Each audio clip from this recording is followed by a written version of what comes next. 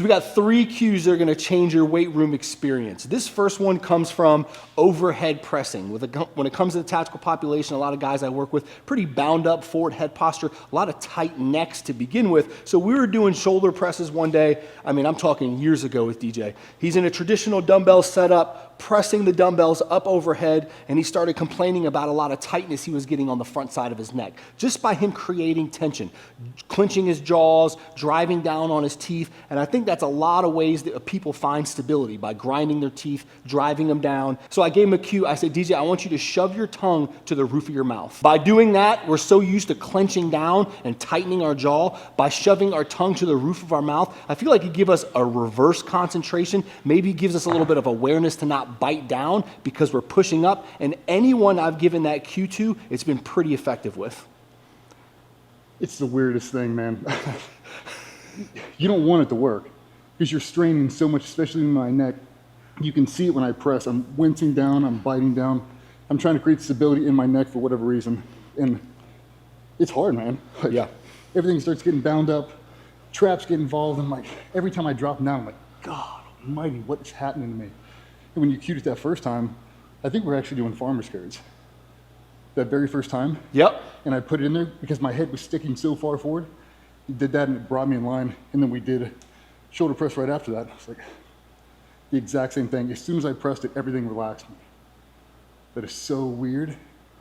Really, but it makes me control my breathing too. Now it's nasal only. I'm really focused on the roof of my mouth. Pressure, pressure, pressure. I can feel everything release. So much, I don't know. It's weird. It shouldn't work. In my mind, it should make a difference, but it definitely does. If you're walking around, you start to feel that tension in your neck. You start to really realize you're biting down. I see these guys with these mouthpieces in. They can really, really bite down. I've definitely tried them. We talked about them before. Yep. And for me, they cause migraines. I bite down so much, my jaw gets so tight. By the time I pull these things out, it gives me a migraine. So I don't like it for that. I mean, when we first got together, that was one of the things that medically retired me, is how bad my migraines were. I mean, every time they spool up, it's really neck, it's shoulders, it's everything induced. That was a huge cue for me. I do it on almost anything. As soon as I feel myself bite down, like really trying to create stability for my face, really get into it, tongue to the roof of my mouth, relax. I think the nature of the beast of the job, a lot of guys have just so much tension. How they breathe, I think, plays a huge proponent in it. But just that concept, I didn't even think about that. If you're shoving your tongue to the roof of your mouth, there's no way you're breathing through your mouth. No. So it's also going to induce that concept of nasal breathing now. You're more involved with the moment. You're probably more intentional because you're focused, because you're breathing through your nose. Well, I just love that cue, man. Well, even if you look at the body armor they wear, law enforcement, military, whatever, it's coming down to either side of your neck, carotids on both sides. Everything's getting compressed. Now you got pressure on the front and the rear. Now you put a 12, 15-pound helmet on. Just the only thing that's really supporting it is your neck. There's so much tension going on in that thing. Yep. You have to be. Because now I have to be able to spin this thing around. Yep. Almost like an owl under all that duress. It's dicey. Cueing of the tongue to the roof of their mouth is the first one. The second one, though, this one has been huge for you. Big toe down? Big toe down. Big toe down. Dude, I do big toe down in anything, but really, we were talking about it earlier. When that concept happened, it was for squats. We were walking. We used to do a bunch of just foot mobility stuff. He's like, big toe down. Every time I would look, like when I would sit up in a squat, I'd wedge my feet to the ground. I'd try to open up a can of pickle jars, and as soon as I would sit, I'd lift my toes up intentionally to drive all the weight in my heels. I was always taught that was how you squat. And I lose so much connection when I try to translate this to the reality of walking. I don't want my big toes off the ground. Let's set up so we can show that. You want to do belt squat? Yeah, belt squat. That concept of squatting and being on your heels, I think that's definitely an old school mentality when it comes to strength and conditioning, because even when I was in school, they were teaching us, sit back on your heels, sit back in your hips.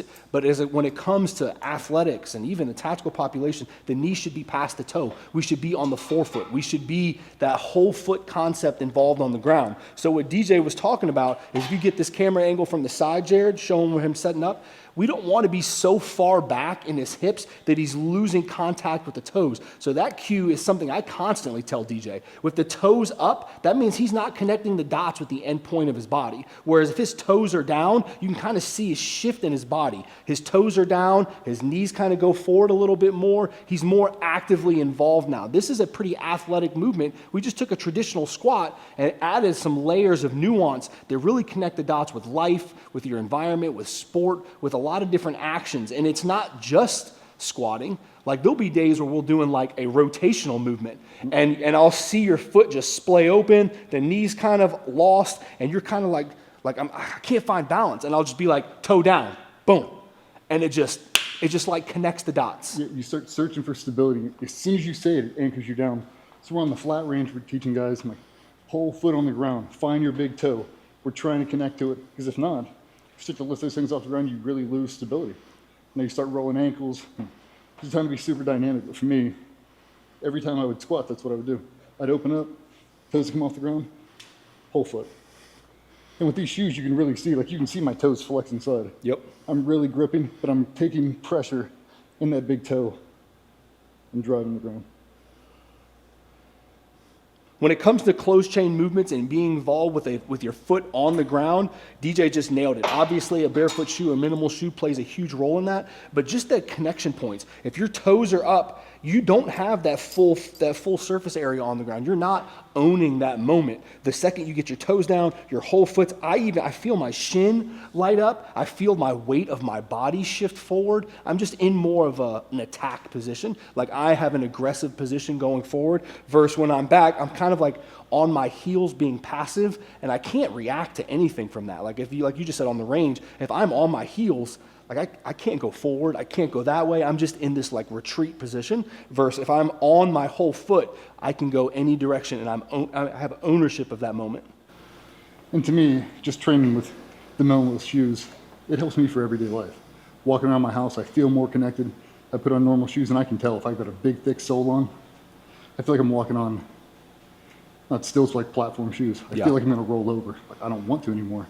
I'm trying to get it as flat as I can, really connect to the entire ground. So the first cue we had tongue to the roof of the mouth. The second one we had big toe down. And the third one is going to be your glutes. Actively aware of what's going on, squeezing them, being aware of their position, contracting them. If we're actively contracting our glutes, we're probably not passively going through our back. And this exercise is a farmer walk. This will connect the dots between the second and third exercise. So DJ's setting up with a farmer's carry, pretty traditional exercise, nothing crazy here. If I told DJ to just carry these dumbbells, he would just carry them fine. There'd probably be no issue at all, but if we're trying to be an active participant in any exercise, we want to own this moment, we want to own this position, so I'm going to tell him to squeeze his glutes. By squeezing his glutes, he's going to kind of feel his posture pull up. He may feel tension leave his lower back. And if we're also doing some sort of front carry or something, that may help relieve some stress there. So I'm thinking as he propels himself across the floor, he's big toe down, squeeze glute. Big toe down, squeeze glute. And if he's starting to get some tension in that neck area, he can also shove that tongue to the top of the roof of his mouth, and then he'll kind of relieve some of that stress up in that neck with that position. What are you thinking about while you're walking? Big toe down. Big toe down. Like I always, ever since we talked about it years ago, I always do the glute flex thing. Yep. Anytime I can, I do it. I do the same thing with passive core flexion. I always walk around with 20 to 40% flex, really just to protect my lower back. Right now I'm thinking about actually rolling onto my heels, finding my big toe, flex throughout. Anytime we have a locomotion movement, whether that's lunges, walking, running, feeling your whole foot on the ground is huge. Obviously, having a barefoot shoe or no shoes plays a huge role in that, can definitely help you. But as DJ said, feeling his whole foot, he said, feeling my heel, feeling my midfoot roll, feeling that come off my first metatarsal up to my big toe, pushing off, squeezing your glute. That's your gait cycle. That's everything going, establishing a good connection from the floor up to the hip. I just think it's a great way. And it's not just carries. That's your squats. It's your deadlifts. It's your planks. If you are aware of your glutes, then you are definitely going to probably be in a better position to execute that movement. One of the things I really like for this is the active awareness it forces you to do. It makes you learn how to flex each glute independently, how to find your left big toe, right big toe, and working in conjunction. So we get on a flat range, I walk by, right glute, flex it, drive that heel on the ground. They know exactly how to do it, because they've been practicing every single day in gym 5 days a week. That's the reason we connect all the dots, so you know how to do it. Trying to find my natural center line, this is how. Flex my glute, natural center line.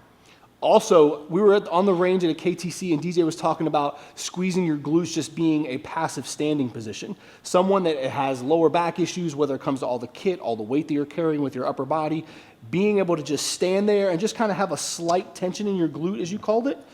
Yeah, probably 30 to 40%, just so I don't end up doing this. Yeah. And that's what most dudes do. They stand around, they do the hippie chesty thing, they drop an arm on it, and they just do this all day. I do the same thing, and eventually you're going to stand up all the way and your lower back starts cramping, and you're like, God, what is that? Yep. You're standing like shit all day. Squeeze your glutes, have a little tension in your core. For me, that was the saving grace. Like, I haven't jammed my lower back up in years now. So. It's just become your environment. That slight tension all the time, that slight cue, the subconscious has become the conscious. Try those 3 cues, tongue to the roof of your mouth, big toe down, squeeze your glutes. Hopefully that helps you the next time you're in the weight room.